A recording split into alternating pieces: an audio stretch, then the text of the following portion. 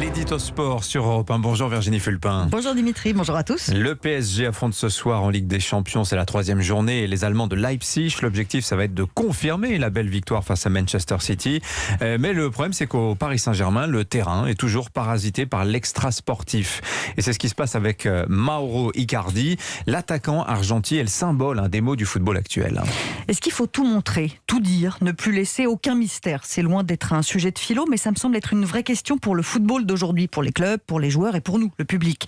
Et Mauro Icardi est un vrai cas d'école. L'attaquant argentin nous montre en filigrane comment ce sport s'est transformé en gigantesque cirque de divertissement, et pas forcément au sens noble. Dimanche, l'attaquant était absent de l'entraînement du PSG, rebelote hier, des problèmes familiaux.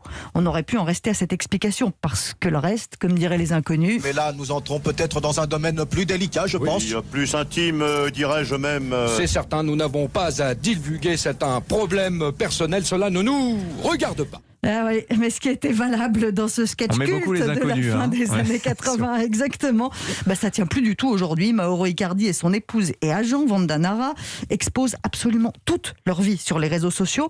Et là, on a beau se dire que ça ne nous regarde pas, on a bien été obligé d'apprendre qu'il y avait eu infidélité du joueur et qu'il était parti à Milan essayer de reconquérir sa femme. Ah oui, on sait tout. Est-ce qu'on avait besoin de savoir tout ça? Honnêtement, je crois qu'on a un petit peu d'autres problèmes dans la vie. Si Mauro Icardi pouvait être un peu moins discret sur un terrain de football et un peu plus sur sa vie privée, on n'y perdrait pas au change, franchement. Mais oui, mais le terrain des footballeurs aujourd'hui, c'est plus juste le terrain du foot, justement. Cette histoire de Mauro Icardi m'a renvoyé au livre de Laurent David Samama sur le football actuel. C'est un essai qui s'appelle Foot Porn, avec cette phrase qui s'applique parfaitement au cas présent. Comme si ce sport qu'on a adoré pour sa propension à nous faire rêver s'était perdu en voulant tout montrer, jusqu'à l'overdose, jusqu'à cette profusion qui écœure. Oui, les sportifs et les footballeurs en particulier sont incités, encouragés à tout partager sur les réseaux sociaux, tant l'image et les petites histoires comptent pour leur popularité, mais cet étalage en place publique a ses revers. Le joueur subit les attaques frontales des internautes et ça rejaillit même sur l'équipe. Le PSG dispute un match de Ligue des Champions ce soir, on a fini par l'oublier.